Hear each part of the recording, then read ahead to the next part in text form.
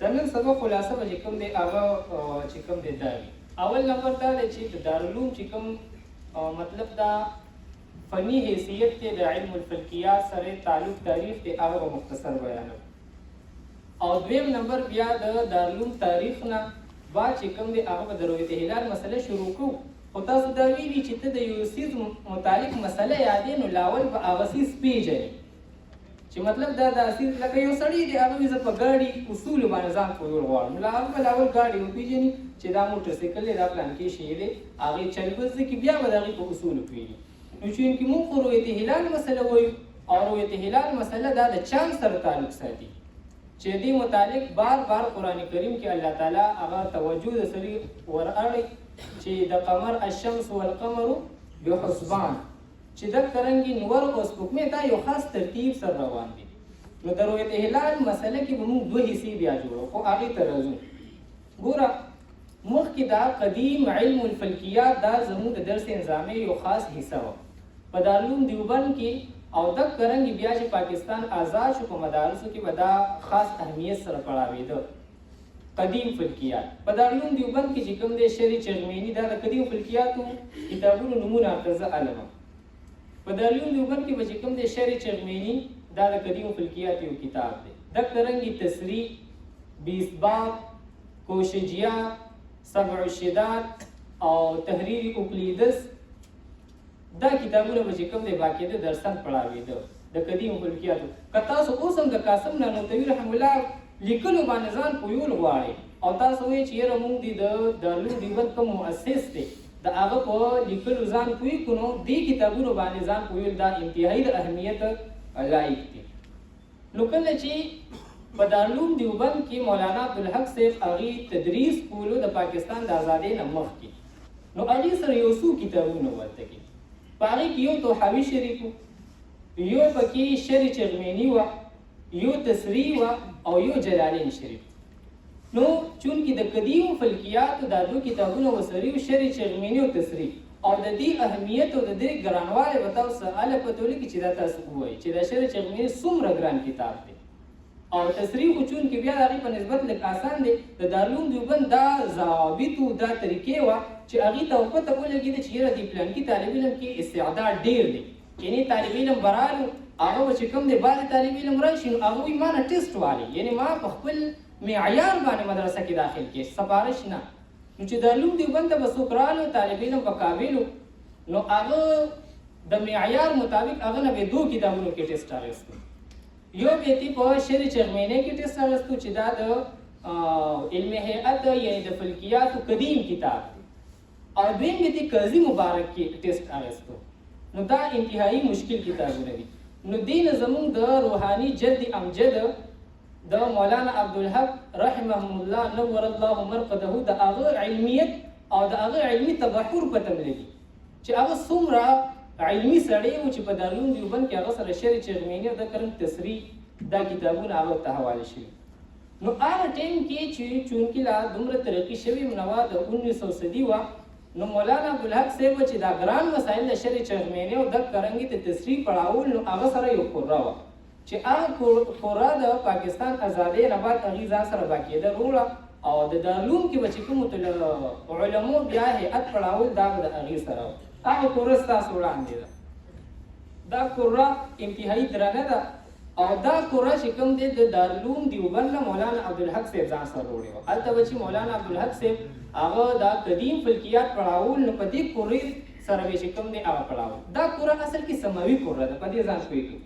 سماوي قره چونکې قدیم فلکیات والا هغې به 9 اسمانونه منل چې اسمانونه ټول 9 دي نو د دې د وجې نه هغې د فلک قره جوړه کړې وه. ګوره دا نه دی دا قره دا تاته د اسمانه عکاسي کوي یعنې قدیم فلکیات والا ویل چې موږ 9 افلاک ایجاد کړي دي نو دا قره دا د اسمان شکل تاته ښیي چې اسمان په دې شکل سره دی.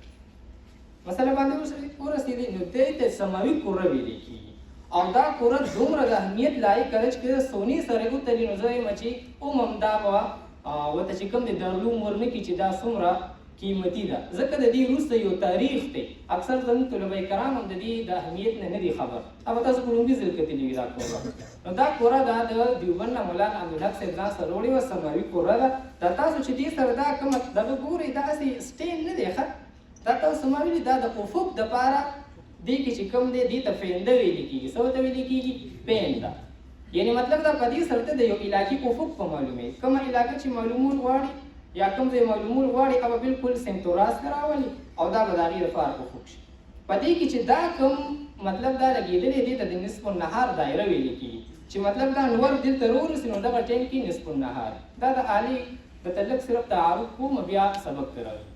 نو بیا چې کوم د دارالعلوم دیوبند کې کوم د معقولاتو استادان وو، مولانا فیض الرحمن صاحب هغې فرمایل چې دا اوس وخت کې د مولانا فیض الرحمن صاحب سره ده چې دا ماته مفتي سیف الله صاحب راکړي وو. هغې ماته دا فرمایل مخکې د معقولاتو لوی استاذ په دارالعلوم کې هغه فضل مولا صاحب نور الله مرقده، هغې به دلته کې معقولات پړاوه او دا د قدیم فلکیاتو کتابونه او دغه رنګې د معقولاتو کتابونه مې پړاوه. نو هغې سره دا کور راوه.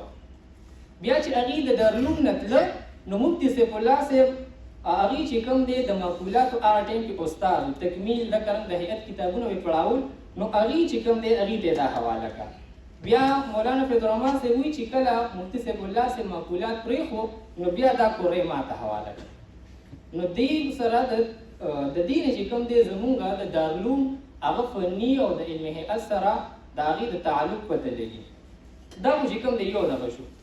دې نه علاوه دا مخامخ چې تاسو کوم ګلوب ښکاري دې کې که دغه وي دا لپو لګوئ په دې لګېدلی دی. ښه په دې ګلوب باندې چې کوم دی د ستورو تاسو په دا وګورئ دا خو اوس رڼا ده، په دې باندې دا ګوره د ټول نه ګرانه مسلې وي. مسله دا ده چې مطلب دا ته یو طالب علم ته ستوري ښودل غواړي نو دا چې چا د فن سره ویلي نو هغه ته پته لګي چې دا څومره ګرانه خبره ده. نو په دې ګلوب سره دا چې ولګي یعنې دې کې چې کوم دی کوم ستوری په ځمکه باندې تا ته کوم ځای ښکاري نو هغه ستوري جمکې به تا ته ښکاري. دا د هغې متعلق ګلوب دی. او دا چې کوم ګلوب دی نو دا کرې ارضي ده، یعنې دا د ځمکې عکاسي مونږ ته کوي. د ځمکې څه کوي؟ عکاسي. دا کوره نو دا چې کومه د دارالعلوم دیوبند نه مولانا صاحب وروړې وه دا پرېږده وه. دا کومه چې دارالعلوم دیوبند نه مولانا صاحب وروړې وه دا سماوي کوره ده او دا چې کوم دی د ستورو لپاره ګلوب دی. دا چې کوم دی ارضي کوره ده او دغه چې کوم تاسو ګورئ دا خو ټیلیسکوپ دی. ټیلیسکوپ دې ته ویل کېږي چې مطلب دا په دې سره ته سیارات کتلی شي، په دې سره ته سپوږمۍ کتلی شي. یعنې ته رؤیت هلال مشاهده کول غواړې، رؤیت هلال دا یو سنت عمل دی. صوموا لرؤیته وافطروا لرؤیته، لکه څنګه چې تاسو حدیث مبارک کې ویلي نو هغه یو په سترګو ښکاري. خو چونکې چې کله کمه وي رڼې کمه وي شکل یې کم وي نو په هغه صورت کې دا په سترګو باندې یعنې د هر چا په سترګو بیا نه راځي. نو د هغې دپاره ماهرین دا قسمه آلات استعمالي. موږ مشاهده کړې وه د هغې هغه تصویر بیا تاسو وګورئ د دې میاشت. د دې نه علاوه چې کوم دی یو دوب ګرلې ده. بل دا آله چې کومه ده دا د مولانا فیض الرحمن صاحب ده. نو دا آله د اسطرلاب دی. اسطرلاب دا د قدیم فلکیات والا په دې مستقل کتاب دی 20 باب د محقق توصیف. په دې اسطرلاب باندې به دې طول البلد عرض البلد یا د نور چې کوم اوچتوالی دی یا د یو ستوري چې کوم اوچتوالی دا به معلومول. خو چونکې اسطرلاب جوړول دا انتهایي ګرانه مرحله ده نو په هغه ټایم کې به بیا چې کوم دی اسطرلاب جوړول دا به ماهرینو ته انتهایي ګران کار تر دې پورې چې دا اوس کوم دی دا د 30 عرض البلد دپاره جوړ شوی دی. موږ خو په 34 باندې هلته پاتې کېږو. خو بیا دې اسطرلاب دپاره موږ کوشش وکړو دې لپاره موږ یو سافټویر چې کوم دی جوړ کړو. نو چونکې دا خو په قدیم طرز باندې انتهایي ټکنیک سره په ګوتو جوړ کړی شوی دی او چې موږ کوم اسطرلاب جوړ کړی دی نو هغه په جدید طرز باندې دی او دا به داسې و چې یو اسطرلاب به چا جوړ کړو د یو علاقې دپاره د بل علاقې دپاره به بیا ډېره مشکل وه. نو یو علاقې به د بلې علاقې دپاره استعمالولو. مثلا باندې ورسېدی خو موږ داسې سافټویر ورله جوړ کړی دی چې ته د کومې علاقې اسطرلاب جوړول غواړي او جدید یعنې مطلب دا هغې سره کوم د انګریزي اصطلاحات دي نو هغه چې کوم دی هم ورکړي. دا اسطرلاب دا دی.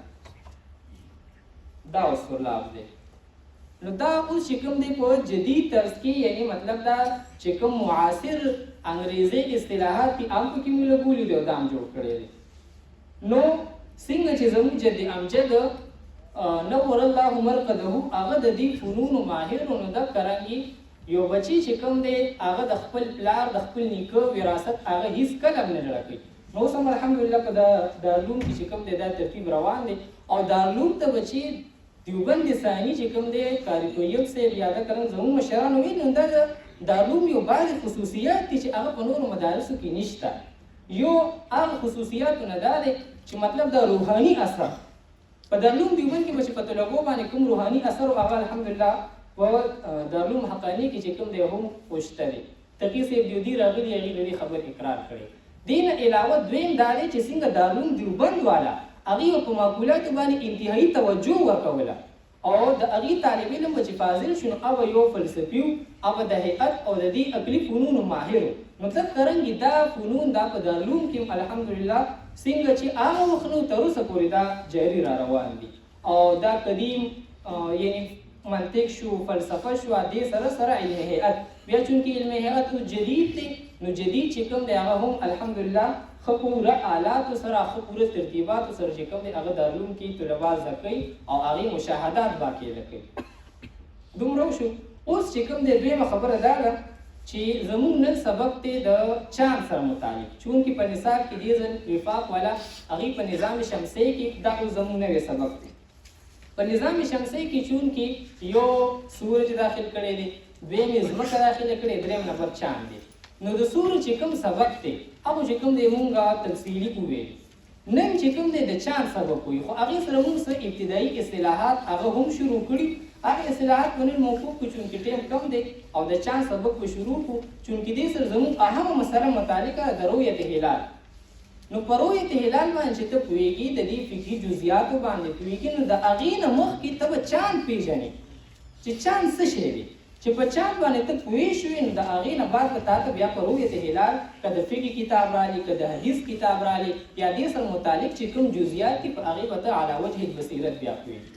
نو د چاند متعلق به ګوره دوه قسمه مباحث مونږ وایو. دا ترتیب کوم فهم الفلکیه چې ستاسو النصاب کتاب دی نو هغې خو داسې ترتیب دی چې مطلب دا عنوان منوان پکې نشته. خو تاسو ما ویلي چې دا به مونږ داسې طریقې سره وایو چې ستاسو فن یاد شي. که دا کتاب همدک څرنګې وي بلا عنوانه نو اخر نواله اول نواله تر اخره پورې به تعلیق ویلم په دې پوه نه شي چې مونږ څه وویلي او څه به وایو.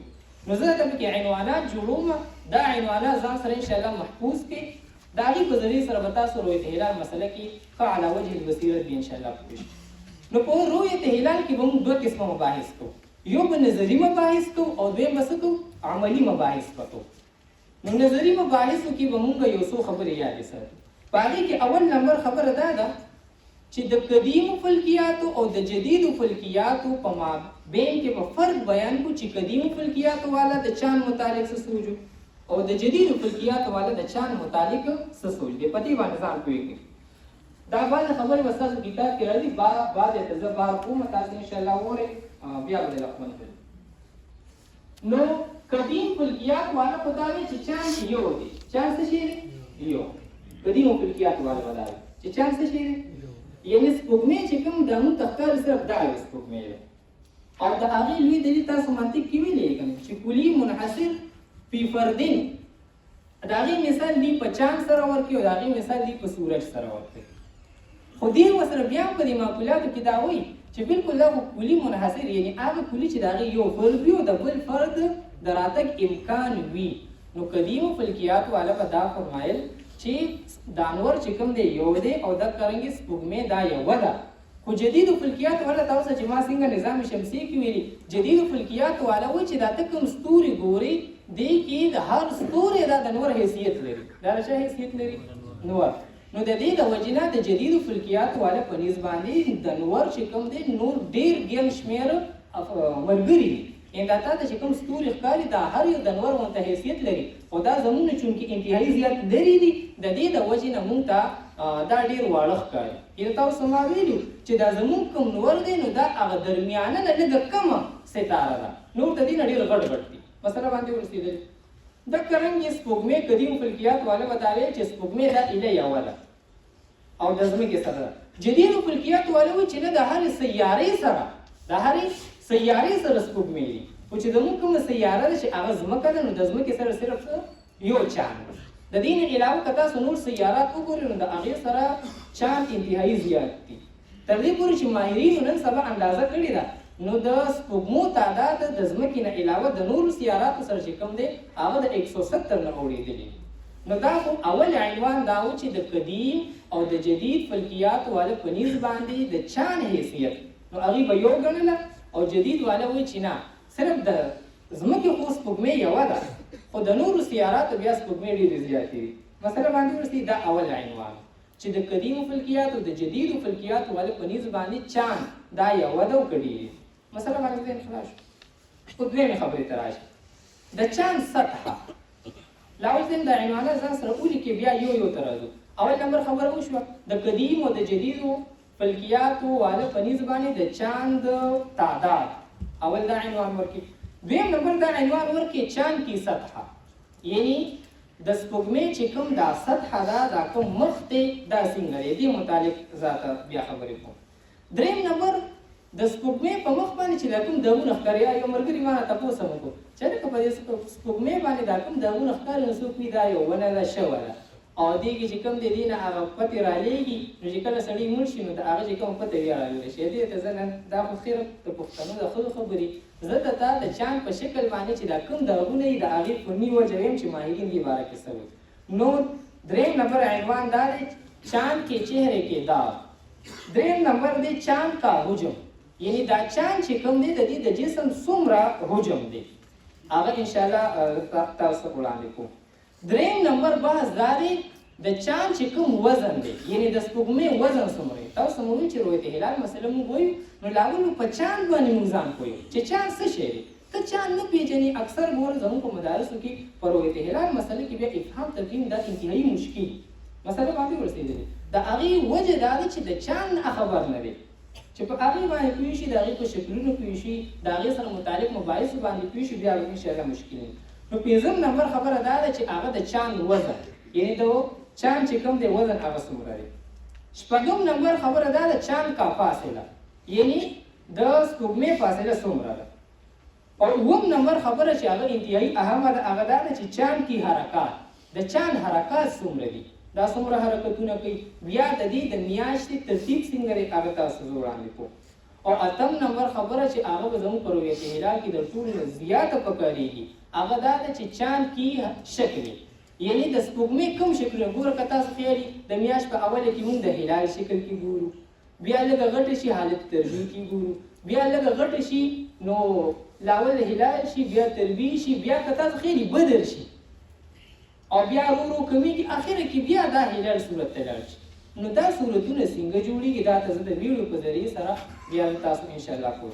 اوس لاول نمبر راځو د چاند سطحې ته. اول نمبر عنوان موږ دا کېږو نو دا چې ما ته کوم عنوانات ویلي دا به د چاند متعلق مباحث وي خو نظري مباحث بیا به د دې نه پس عملي مباحث رویت هلال. نو رویت هلال متعلق چې کومې خبرې دي فني هم زه ستاسو وړاندې ایږدم او چې کومې شرعي خبرې دي خو د فن سره تعلق دی هغه بیا ستاسو وړاندې هغه ایږدم. مسله باندې ذهن خلاص شو.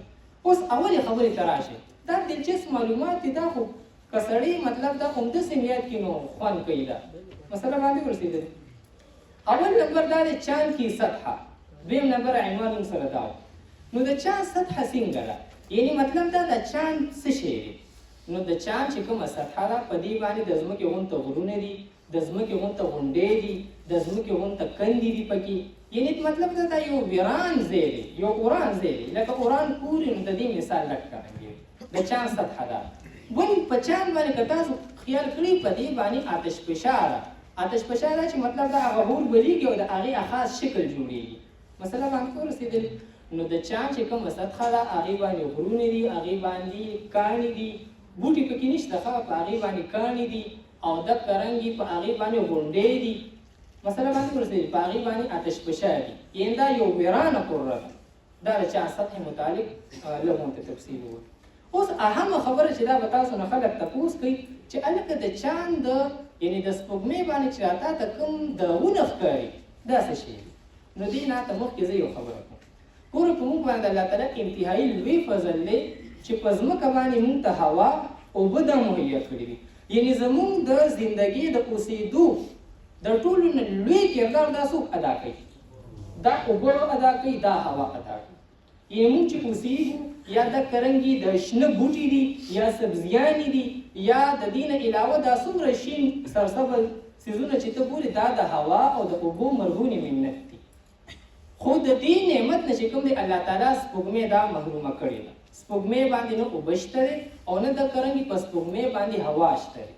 مثلا باندې ورسېږي نو د دې د وجې نه که تاسو سوچ کړی وي په ځمکه باندې چې سوری د یو دیوال سوری وي، د دیوال څه شی وي؟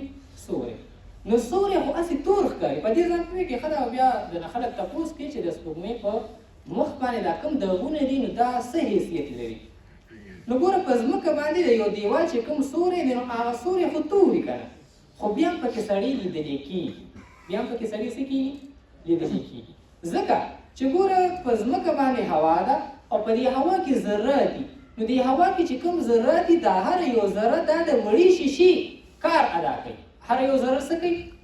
د وړې شیشې کار. یعنې مطلب دا هوا ده په هغې کې ذرات دي. نو اگر چې اوس سوری دی او تیاره ده خو په دې هوا کې چې کوم ذرات دي نو دا هغه رڼا ځان ته راکاږي. د هغې د وجې نه په دې سوري کې اگر چې تیارې وي خو بیا هم پکې سړی ښکاري، یعنې څه ناڅه رڼا پکې وي. مثلا باندې ورسېدی. خو پاتې شولو په سپوږمۍ باندې خو چونکې هلته کې هوا نشته، نو چې هوا نشته نو د هغې ستوري به انتهایي تک توري. تاسو نو وایئ چې ستوری چې کوم دی دا تک توري، خو په ځمکه باندې چې دې کې لږ څه ښکاري نو دا د هوا کې چې کوم ذرات دي د هغې د وجې نه ښکاري چې دا ذره ځان ته رڼا راکوي نو د هغې د وجې نه دې ستوري کې څه ناڅه رڼا راشي. خو چونکې په چاند باندې خو هلته کې هوا نشته، چې هوا نشته نو د دې د وجې نه د هغه ځای چې کوم د غر سوري وي هغه تک تور وي. نو تاسو چې په دې چاند باندې دا کوم تور دغونه ګورئ دا په حقیقت کې د غرونو سوري دي. چې کوم غرونه دي په هغې باندې که نه دا د هغې سوري دي، یا په هغې باندې په دې چاند باندې دا کومې غونډې دي دا د هغه غونډو څه شي دي؟ سوري دي. خو چونکې هلته کې هوا نشته نو د هغې د وجې نه سوری انتهایي تک تور دی، هغه ځمکې والا ته چې کوم دی هغه داغونه ښکاري. دا د سپوږمۍ باندې چې کوم داغونه دي دا د هغې دپاره وجه ده. مثلا باندې ورسېدلې. دویم نمبر سبب ولدي دا بیانوي چې په دې سپوږمۍ باندې تاسو ما عرض کړه چې په دې باندې آتش فشا ده. یعنې مطلب دا هغه د هور غونته چې پکې هور بلیږي د هغې ماده ده. نو هغه ماده خو چونکې تورې نو د دې د وجې نه مونږ ته په دې سپوږمۍ باندې څه ښکاري؟ تور تور داغونه ښکاري. نو په سپوږمۍ باندې د داغونو ماهرین څو سببه وي؟ دوه. او سپوږمۍ متعلق چې کوم معلومات د فلکیات والا پیش کړي دا بالکل مشاهدین وتې دي. دا داسې نه دي چې مطلب د دې په آلات وغیره باندې دا معلوم کړي، ځکه سپوږمۍ پورې باقاعده د دې اصول شوي دي. مثلا باندې ورسېږي نو په دې چې کوم دغونه دي دا د غرونو او د کرنګ د غونډو وغیره دا د هغې سوري دي. بیا مې ته وجه وویل. او دویم دا چې دا د آتش فشا کومه ماده ده دا هغه ده. دریم نمبر خبره هغه دا ده چې چاند کا حجم. خو زه وایم د چاند کا حجم نه مخکې د چاند شکلونه چې ویم خو د چاند کا حجم ته راځو اسان. چاند کا حجم یعنی ما ته وګورئ په حجم ځان پوهېږي او رقبه باندې بار بار تاسو ویل چې یو رقبه وي بل حجم.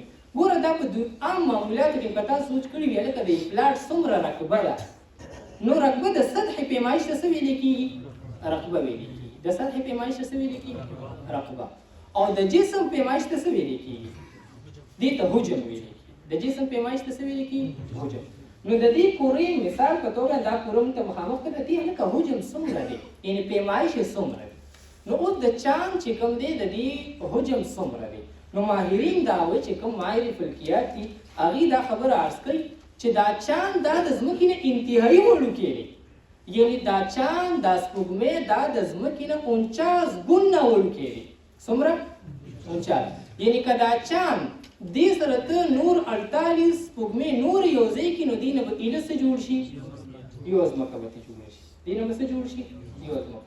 نو د چاند چې کوم حجم دی هغه انتهایی چې کوم دی کم دی ځکه دا موږ سره نږدې د ټولو نه وړه سیارچه ده او د دې چې یعنې مطلب دا که ته دقه رنګې چاندونه هغه 49 کړي نو د هغې نه به ایله یوه ځمکه جوړه شي.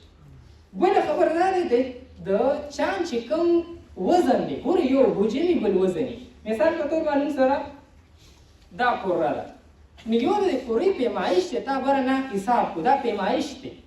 دې پیمایش ته څه ویلې کېږي؟ حجم ویلې کېږي. یو دا دی چې دا په تله کې وتلي نو دې ته بیا څه ویلې کېږي؟ دې ته وزن ویل کېږي. نو تاسو خو ما عرض کړ چې د چاند کوم وزن دی حجم دی نو هغه د ځمکې نه یعنی چې دا 49 یو ځای کې دا چاندونه نو دې نه به یو ځمکه جوړه شي خو د دې په مقابل کې د چاند چې کوم وزن دی هغه انتهایی دې نه کم دی. څه شی دی؟ د چاند چې کوم وزن دی هغه د دې نه کم دی. یعنی مثال په تور باندې ته چې دا د چاند چې کوم وزن دی کته د کرنګي نور چاندونه یعنی نور سپوږمۍ دې سره هسې یو ځای کې یعنی چې 81 سپوږمۍ تر یو ځای کې نو د دې نه به یو ځمکې وزن جوړ شي. نو ګوره حجم یې د ځمکې 49 ګنا و یعنی مطلب دا ځمکه دې 49 ګنا غټه وه او په وزن کې دې ځمکه 81 ګنا غټه ده. دا ماهرینو چې کوم دی هغې د تجرباتو نه او د مشاهداتو نه بعد دا راوښيي. په حجم باندې وزن باندې پوه شوې؟ ښه. اوس بله خبره هغه دا ده چې د چاند فاصله د ځمکې نه څومره ده اهمه خبره ده. نو د چاند فاصله د ځمکې نه هغه 2,40,000 میل ده یعنی دا سپوږمۍ د ځمکې نه 2,40,000 میل دا لرې ده. او دا نن سبا اسانه مسله په ګوګل میپ باندې تاسو وګورئ په دغه کې نه یعنی ته په یو ځای کې ناست یې په ګوګل میپ باندې په موبایل باندې ته د علاقو فاصله معلومولی شي. نو ماهرینو چې کومه فاصله معلومه کړې هغه دوی وایي چې د ځمکې او د چاند په مابین کې 2,40,000 میل فاصله ده مثلا باندې. اوس بله اهمه خبره دا ده چې د چاند شکلونه په دې باندې به ځان بالکل مزیدار پوي کې بیا درته ویډیو لګوم او انشاءالله چې په دې پوه شي نو بیا به ورته هلال رحمان درکړي.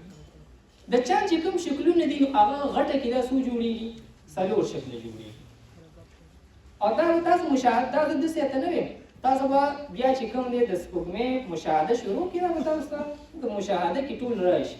خو زه ته صرف سبقا دا وایم چې د چاند کوم شکلونه دي نو د چاند څو شکلونه جوړېږي 4. ګوره ښه دا میاشت داسې جوړېږي یعنی مطلب دا مهینه داسې جوړېږي.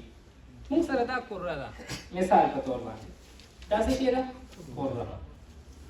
نو د چاند په غټه کې لاول نومونه واورئ. د چاند په غټه کې 4 شکله جوړېږي. یو حالت اجتماع یعنی حالت محاق. یو صورت د چاند څه شی د محاق حالت د اجتماع حالت تفصیل یې تا کومه دې ته نیو مون ویل کېږي. نو څو نومونه یې شو 3 محاق نیو مون او د کرنګي حالت اجتماع مثلا باندې ورسېږي. دویم نمبر چې بیا کوم شکل جوړېږي هغه د هلال شکل جوړېږي یعنې د سپوږمۍ دویم نمبر شکل د هلال دی. اچھا تاسو د کرنګي ښکاري د بابو صاحب میاشتې جوړه کړې بابو صاحب هغه مشاهده کړې. نو دویم نمبر شکل چې د چاند جوړېږي د هلال جوړېږي مثلا باندې او دریم نمبر شکل چې د چاند جوړېږي هغه حالت تربی. حالت تربی دا چې هغه موږ ته داسې نیمه غونته ښکاري چاند موږ ته څه ښکاري نیمه غونته نو دې ته حالت تربی ویل کېږي مثلا باندې ورسېده. او د چاند 4م حالت دا دی چې موږ ته 14مې سپوږمۍ وایو. موږ ته څه وایو؟ د 14مې سپوږمۍ بالکل موږ ته واضح ښکاري. اوس راشي دا شکلونه څنګه جوړېږي؟ اصل کې په حقیقت کې دا چاند دا یو بېنوره جسم دی. دا څه شی دی؟ لکه دا دیوال دی که نه په دې کې خو څه رڼا نشته خو چې ته لیټ ولګې نو په ده باندې رڼا وي که لیټ بند کړي نو دا تیاره وي. نو ده کرنګې دا چاند چې کوم دی دا په حقیقت کې یو بېنوره جسم دی. دا چې کومه رڼا وغیره اخلي نو دا د نور نه اخلي دا د چا نه اخلي؟ نور نه. نو اوس ګوره ما ته راوګوره اصل کې دا سپوږمۍ دا د ځمکې نه ګیر چاپېره داسې تاوېږي یعنې دا زما لاس چې کوم دی دا تاسو څه والی دا ځمکه والی دې نه دا سپوږمۍ د مغرب نه په طرف د مشرق باندې دا داسې حرکت کوي مثلا باندې ورسېدلې دا دې نه داسې حرکت کوي. اوس ګوره حالت محاق چې تاسو ګوره اورېدلي وي هلکه ولادت د کمر نه دی شوی بار چې کله هغه راشي د رمضان صورت راشي یا لکه د اختر راشي نو په هغې کې دا خلک بیا ډېر وایي چې هلکه لا د چاند ولادت دی نو په هغې زه پوه یم. مثال په طور باندې دا چې کوم دی موږ سره سپوږمۍ ده دا څه شی ده سپوږمۍ او دا موږ سره ځمکه ده دا څه شی ده دا موږ سره ځمکه ده. سوچ کوئ ښه دې راته دا کوره لږ ونیسه دا عبدالرحمن دا کوره لږ راوړه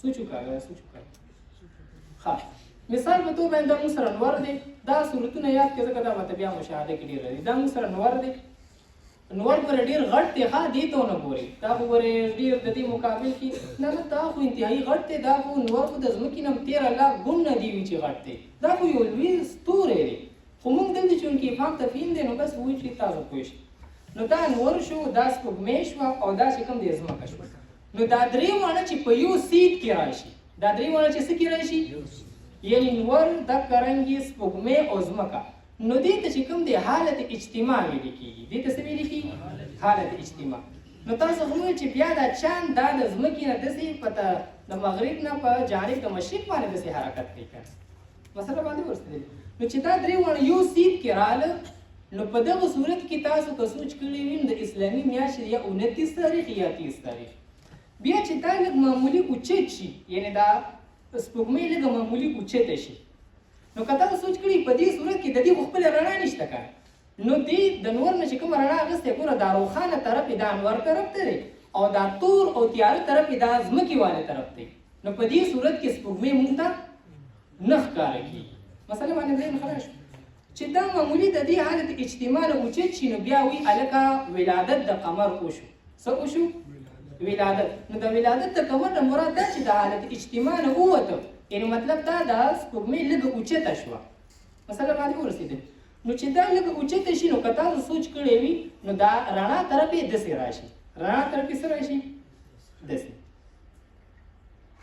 مسله باندې ورسېدل دا اوس زه بیا لیټونه بندو ویډیو کې ته بیا خیم سره په دې باندې ځان پوه کړي نو ګوره دا لږ معمولي اوچت شو چې لږ معمولي اوچت شو نو دا رڼا به تا ته لږه دلته کې داسې لږه غونډه رڼا به ښکاري ځکه چې کوم روښانه طرف نو هغه اوچت شو دی نو دې طرف ته به لږه تیاره راشي یعنې مطلب روښانه طرف یې دا و مثلا او چې دا لږ اوچت شو نو تیاره اوس دلته راغله او دې طرف ته لږه غونډه رڼا راغله چې لږه غونډه رڼا راغله نو دا تا ته د میاشت شکل کې ښکاري د چا شکل کې ښکاري میاشت نو دا د هلال صورت جوړېږي بیا د چا صورت جوړېږي یعنی چې د حالت اجتماع نه اوځي او دلته کې تا ته لږه رڼا ښکاري نو تا ته د هلال شکل کې جوړېږي مسله باندې ورسېدل بیا چې دا سپوږمۍ دلته کې راشي دلته کې د مدار خپل یو ربع حصې ته نو په دې صورت کې بیا تا ته هغه نیمه غونډه سپوږمۍ ښکاري څه ښکاري نیمه سپوږمۍ او چې بیا دا سپوږمۍ چې کوم دی دلته کې راشي نو بیا د بدر صورت جوړېږي بیا د چا صورت جوړېږي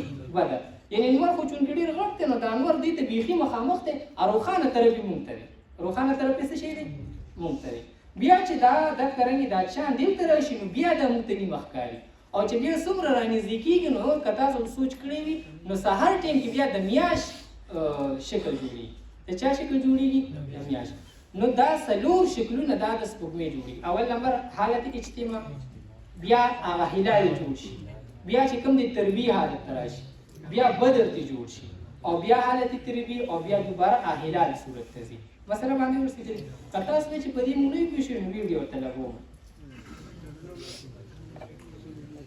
دا ویډیو وګورئ مونږ به خیر دلته کې وکړو صحیح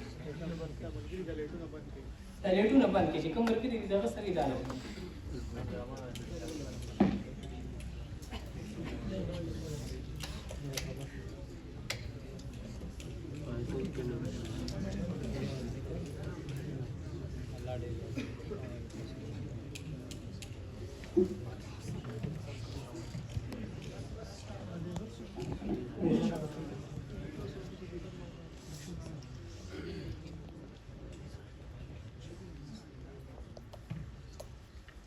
دا ویډیو پورې ان شاء الله په دې باندې بیا پوره ذهن خلاص شي دغه څه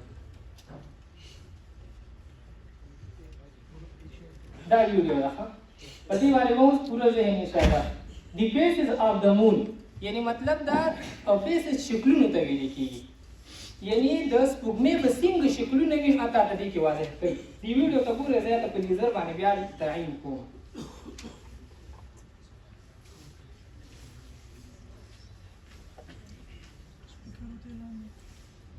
دا ویډیو لږه مخکې کوم ورته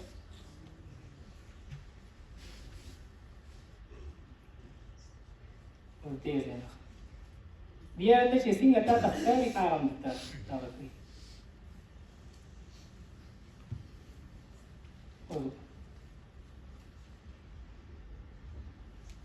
اوس ګوره مولوي صاحب دا حالت اجتماع ده ګوره دا چې کوم دی ځمکه ده دا سپوږمۍ ده او دا نور دی، دا د نور شواګانې په دې باندې سره روان دي.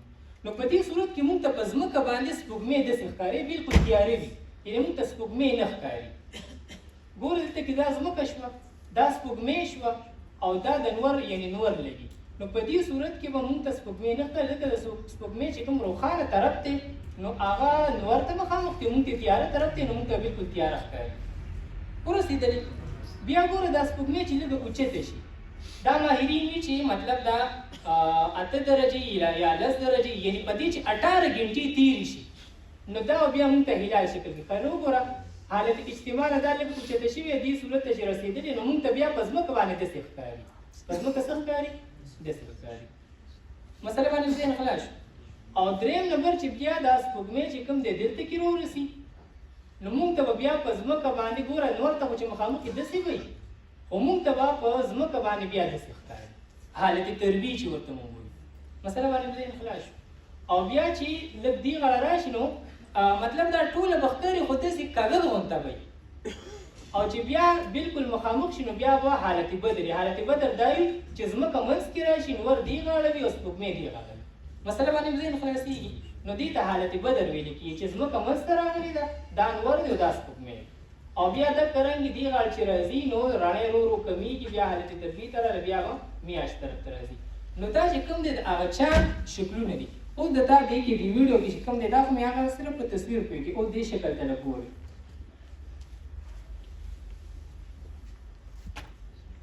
ګورئ ښه دې ته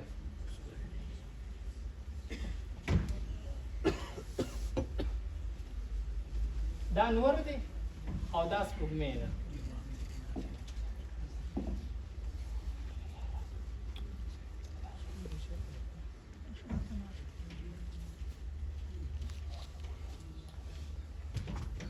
اوس ګوره ښه دې کې ته دلته ښکاره کوي چې دا موږ ته کله ښکاري.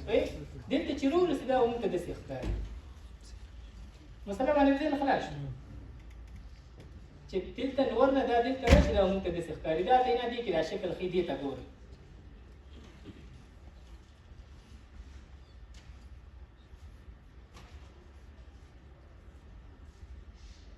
ذهن پکې خلاصېږي که نه؟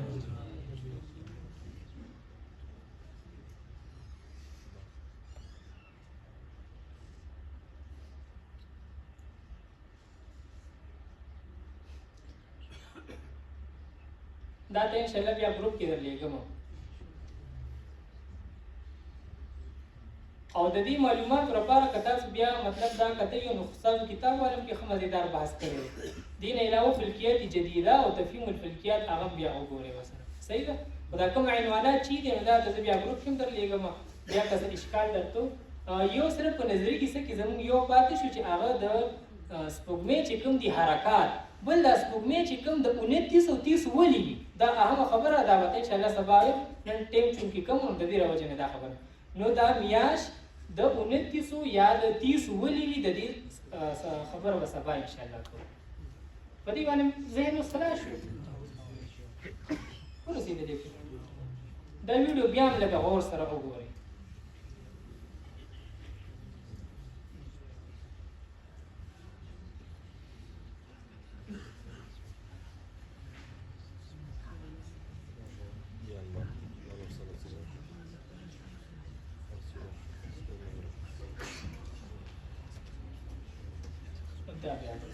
صحیح ده انشاءالله نور سبق چې روایت هلال دی نو هغې کې به نظري حصه کې دا یو خبره او باقي چې کوم دی عملي خبرې